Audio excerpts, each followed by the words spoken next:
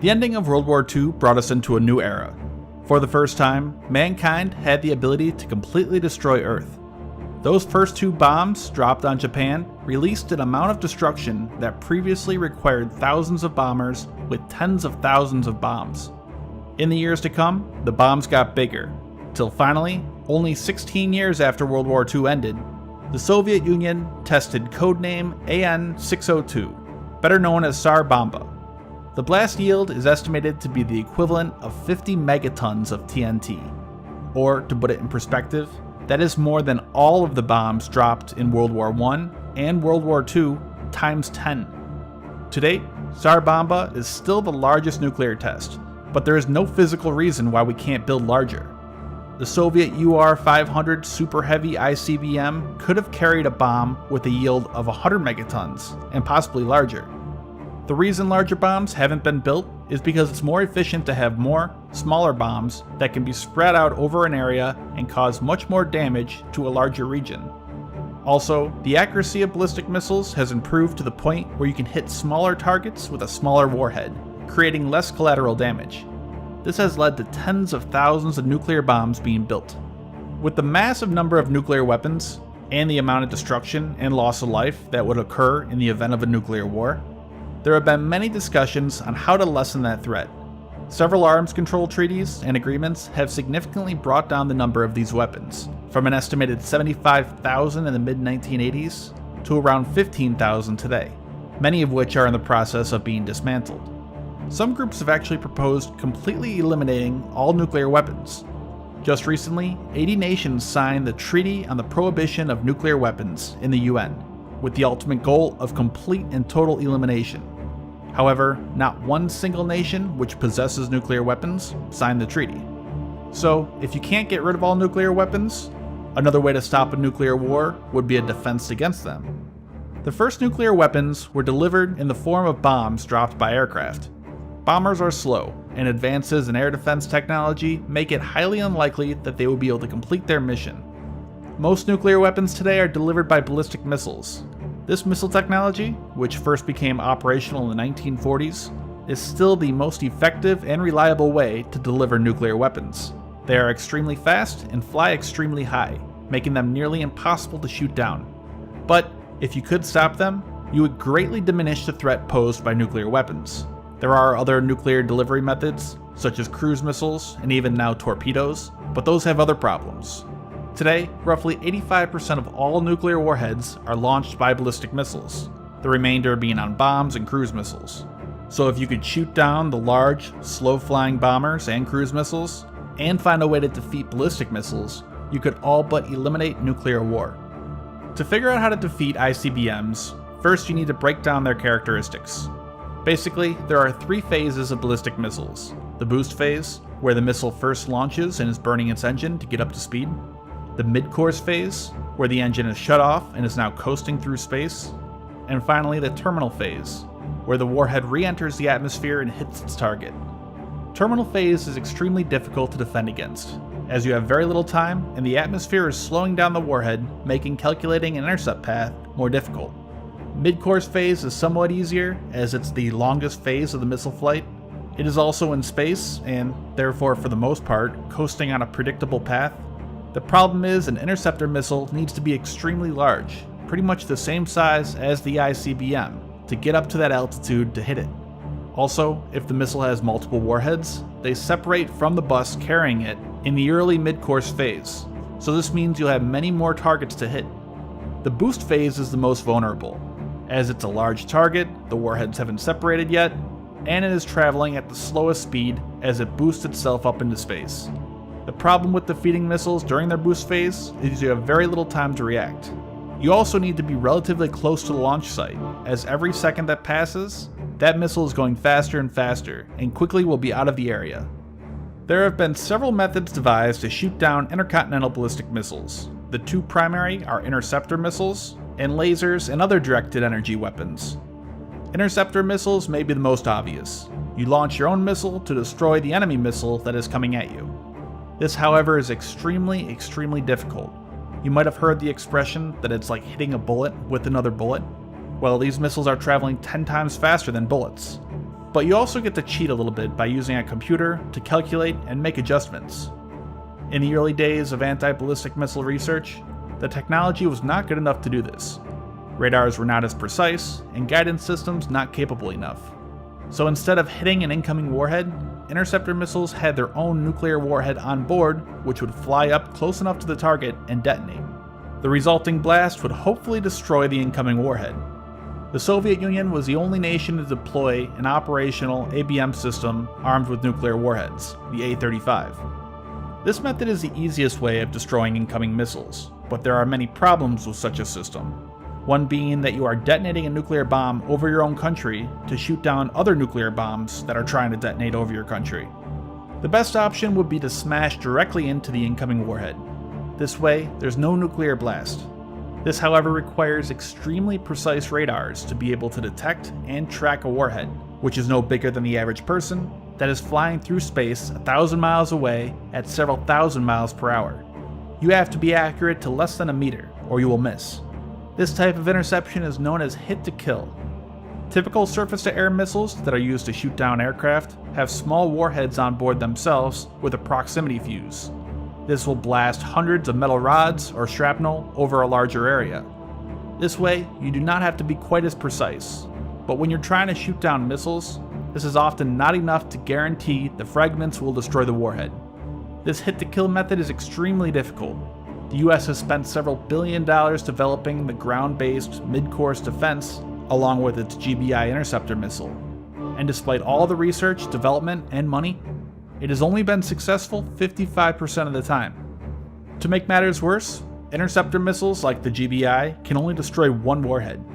This means you need at least one interceptor missile for every enemy ICBM fired. With only a 55% success rate, you will need to launch several interceptor missiles to increase your chances of success. Right now, the US plan is to launch 4 GBIs at each warhead. If you figure a 55% success rate for each interceptor, 4 gives you a 96% chance of success. Also, ICBMs can carry multiple warheads. This means even more interceptors. On top of that, ICBMs can carry decoys. These are designed to throw off ABM systems. And finally, an enemy can simply build more missiles than you can build interceptors. ICBMs typically cost much less than these huge interceptor missiles like the GBI, as they do not need all the extra maneuvering systems on board to fine-tune its course to hit the target perfectly within a matter of centimeters. It's a numbers game.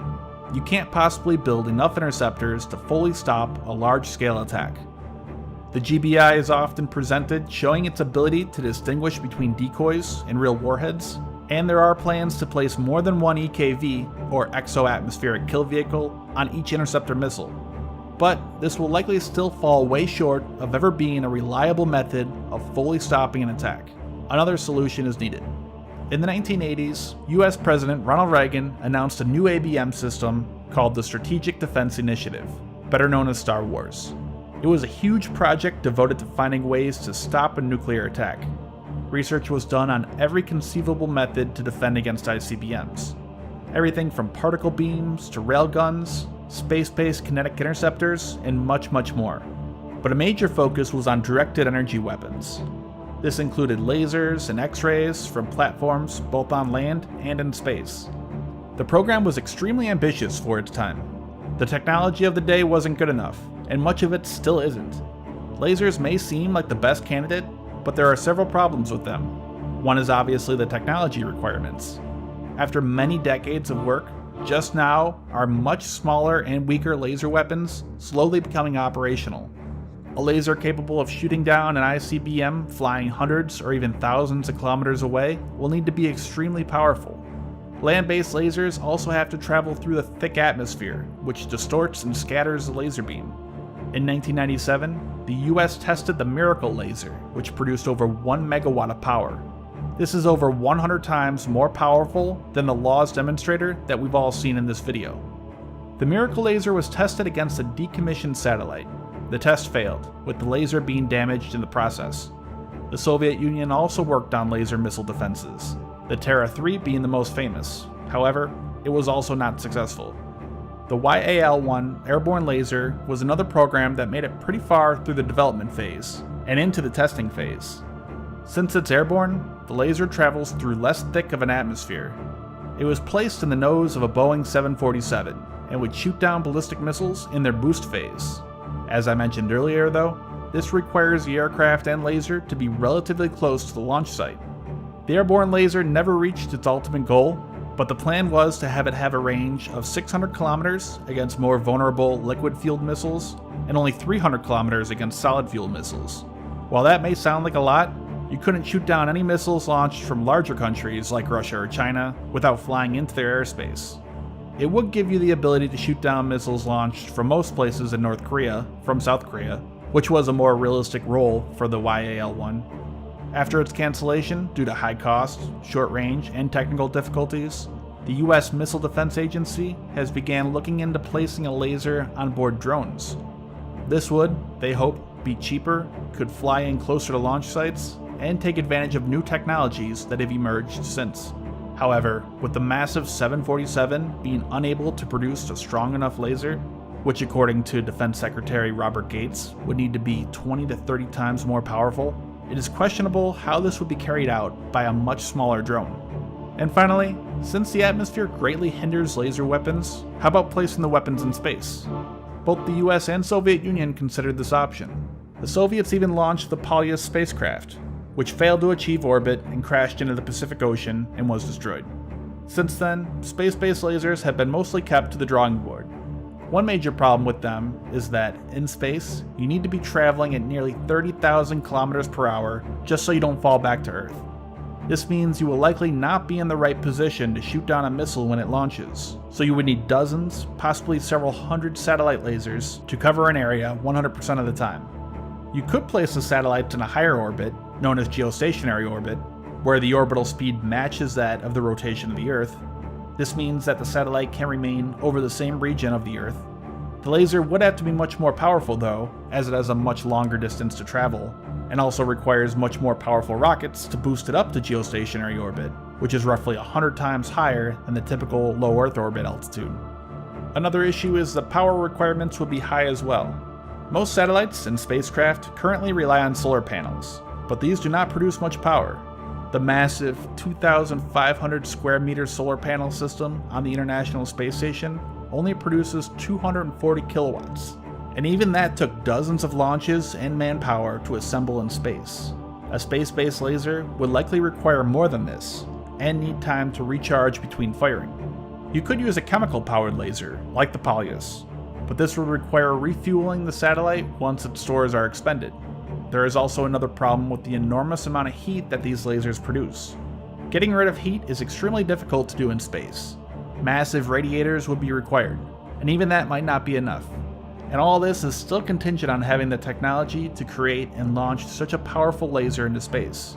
You'd also need an extremely complex network of radars and other sensors to detect and track missiles, and be precise enough so that you can engage them. Also, one would not be enough. You would likely need a huge constellation of these satellites. So, there are numerous problems with each method put forward at missile defense. And to make matters worse, most of these systems can simply be overwhelmed by the enemy simply building more missiles. All these defense systems are extremely expensive and cost much more than the missiles they are designed to stop. Furthermore, new technologies are being developed to make stopping a nuclear attack even more difficult. During the late Cold War era, both the Soviets and Americans worked on maneuvering warheads. These weapons, upon re-entering the atmosphere, could change course with flaps, similar to that of an aircraft.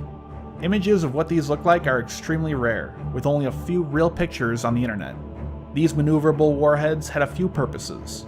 One would be to more accurately hit a target, or even a mobile target with terminal guidance, such as what the Chinese are doing with their anti-ship ballistic missiles. They also make interception of them much more difficult.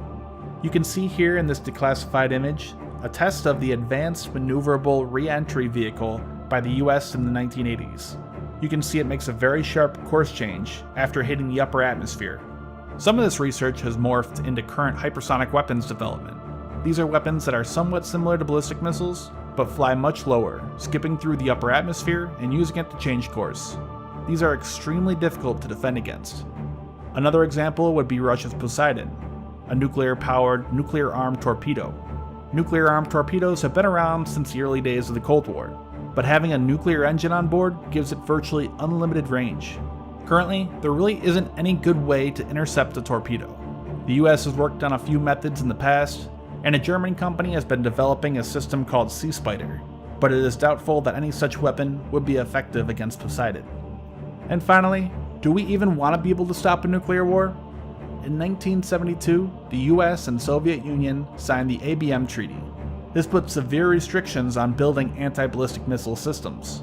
One of the reasons for the treaty was the realization that if one side was able to completely stop the other from attacking, the balance of power would be upset. At that point, there would be less risk in starting a nuclear war from the side that has a fully capable ABM system. The entire concept the Cold War superpowers relied upon, mutually assured destruction, would go out the window, as an attacker would no longer have to worry about nuclear retaliation. The same is true today. Even if all sides had a fully capable ABM system able to completely stop a nuclear attack, or if the UN was able to completely ban and eliminate all nuclear weapons, it could be argued that large-scale conventional war would become a much more common thing. We had 2 world wars within a 30-year period. However, with the development of nuclear weapons and the realization of the destruction a nuclear war would bring, we never had a 3rd world war. There were many close calls during the Cold War. In fact, in the past, wars have been started over less provocation, but there still wasn't a World War III. So, it's possible that the only way of truly stopping a nuclear war is to not have the ability to stop a nuclear war. And finally, I just want to say thanks to Ivan Stepanov for letting me use some footage from his new nuclear war simulator. It's not out yet, but it looks like an incredibly interesting tool that I know I'm going to have a lot of fun playing with. In the meantime, go over and check out his website. I'll put the link down in the description.